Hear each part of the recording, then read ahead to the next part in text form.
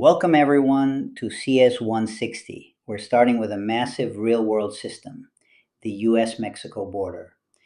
This isn't just a line, it's a dynamic 2,000-mile region born from the 1848 U.S Mexican War, and today it's one of the busiest in the world.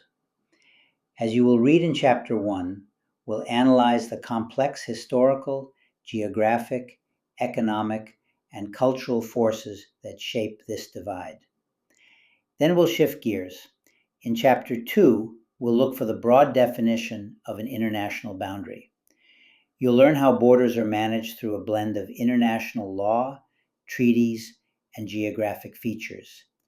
We'll explore the sophisticated principles used to define these lines, showing that while you can't model them with simple math, their creation is a precise process of legal and historical frameworking.